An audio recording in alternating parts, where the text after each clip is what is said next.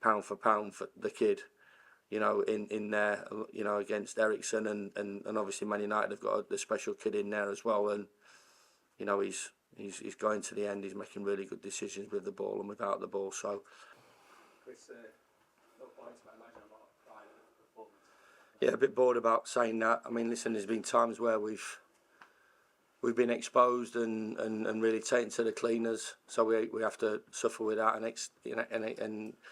accept it and take responsibility for it. But yeah, again, it's like sort of bittersweet really for me. You're coming in here 75,000. I don't go with the narrative of Man United are poor and this, that, and the other. You look at the team sheet. You've got world-class players all over the park. So you look at one team sheet and the other team sheet, and there's no criticism of anybody or anything from our point of view. That's the best team that we can put out tonight in terms of what we've got available. Expect to be under a little bit of pressure, yeah. Expect the goalkeeper to make some good saves, which he did, which is great for Wes because he's been a good pro, and when the opportunity came for him to go back into the team, he took it and he was outstanding. Scored 2 away from home to take the game deep, 80 minutes. They're positives. Negatives yet again is that if we do things a little bit different, if we make better decisions from a defensive point of view, if we defend properly individually and as a team, then we come away like we should have done and I'm only talking about the games I've been here, with so many more points than what we've got. We wouldn't be in this position, but we are. So that is a disappointing thing. The ball goes in the back of our net far too easy. They work hard. The structure of the team's good, and those, just as they find the big moments, Bruno finds a big moment off his left peg, and they find great little bits like they have done previously or they did tonight.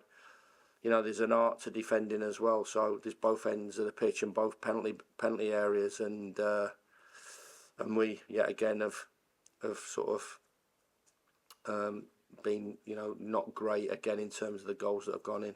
Yeah, that's about Ollie Arblaster, your skipper today. Obviously a huge moment for him. What was it that made you make that call? Yeah, not out of anything apart from being our best player. Can he handle the situation? Yes. Will he inspire and lead us? He did. Was he the best? I thought he was the best midfield player on the pitch for his age as a 20-year-old. Did he grow? Did he keep going into the game? Yeah. He made tackles. He was running around towards the end. He ran past a couple of our midfield players at times in the 90th minute. And he's the type of player that this football club has produced in the past, will continue to produce, and one we're delighted to have him. And like I said, there was nothing in it apart from that was the correct decision. I didn't need to explain it before because I knew what the outcome would be, and you guys will obviously talk about that, a 20-year-old boy in the position that we're in and putting in that type of performance. Just check on Ollie McBurney. There's reports that he's out for months now. Well, he's going for a scan this week, so we'll get the results of that and obviously tell you off the back of that. Sorry, how's James McAtee?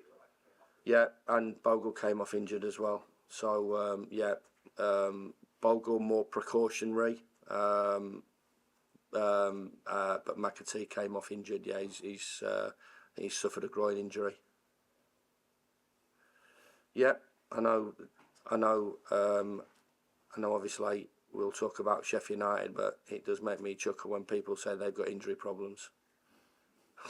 When you look at our group and what we can put out and is available to us. So. Obviously, a lot of those injuries have come to your leaders as well, which is why you're relying on a 20-year-old kid as captain. Do you need more of those sort of characters in the full mix? 100%, absolutely spot on. 100%.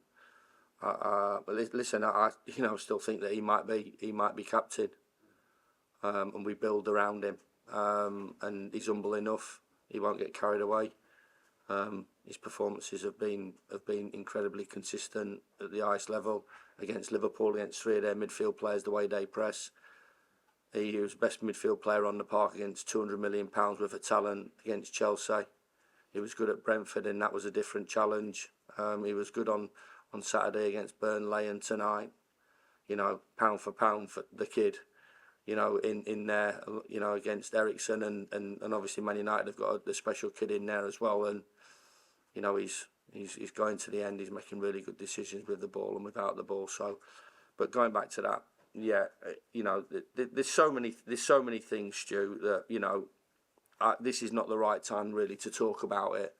But there's so many things that we have to get right, you know, on the training ground, on the pitch, off the park, in the changing room, in terms of everything that goes. That, like I've always said, getting that right and getting those players in, and working with them. And as I said, I don't think it's the right time really to talk about that at the moment. I think just talk about, say, maybe tonight's performance.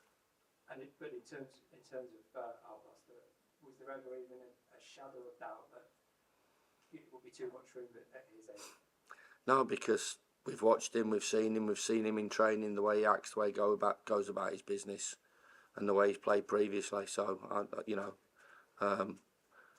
and it should be, like I said, you know, I said it after Brentford, we've got to catch him up, and we did at times tonight. But like I said, it's another game, another yo-yo sort of situation from our point of view. We are, you know, got to understand the challenge as well. Like we're coming to Old Trafford in the situation that we're in, and you know we've just been beaten 4-1 at home by Burnley.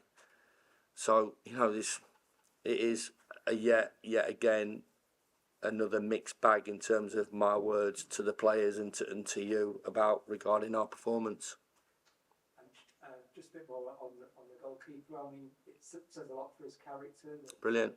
You know, he's obviously nearing the end of his contract. Yeah. Being on the sideline. Yeah, listen, I made a decision when we bought Evo in, and it hasn't gone as well as we want it to have gone. That's as simple as that, you know. So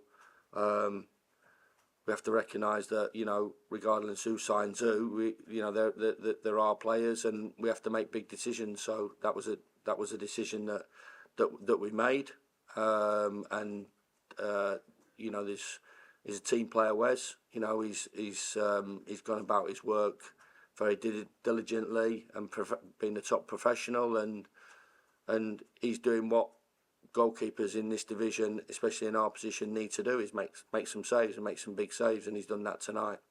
And Brereton Diaz continues to do everything up front.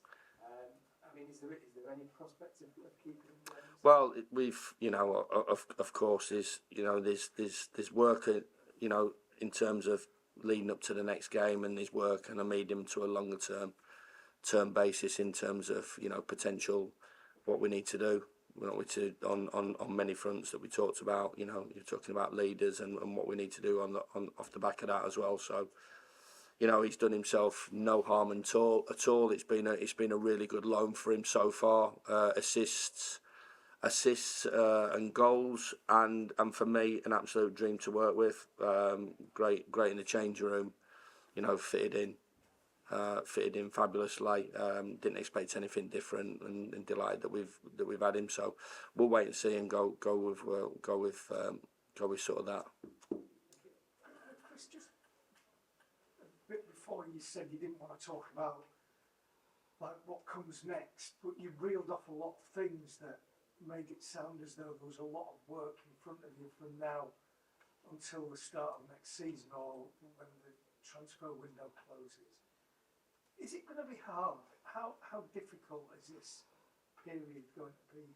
Listen, it's going to be hard. It's going to be intense. We have to get it right. So, yeah, listen, this is a lot of players out of contract. There's a lot of players returning to the parent football clubs. There's a lot of situations in terms of, you know, of availability on players this season that we have to make big decisions. There's options in there. It's, you know, I think it's always been looked at from quite a long time as this might be you know, an opportunity to sort of rebuild, and especially in the position that we're in. You know, and the points total that we've got to go and rebuild the side again to be successful and to play how we wanted to play. Culturally, be that team that's hard to beat. That works extremely hard, that fights for every ball, and when given the opportunity, plays the football. So this, you know, I'm still taking clips, little bits out of tonight's performance where we've come in the backyard of still a top side and done that, but still a hell of a lot of work to do. So I think everybody at the club recognises it, and as I've said, you know, before, from a personal point of view, I do believe we know what we need to do. We're just sort of in that sort of taking that pain at the moment before the inevitable happens, and then we can get down to business and go forward and get us back to where we want it to be. Thanks, Paul. Cheers, guys. Cheers. Cheers, Carl. Come on. See you, Dan. See you, Stu. See you guys. Cheers, boys. Yeah, cheers.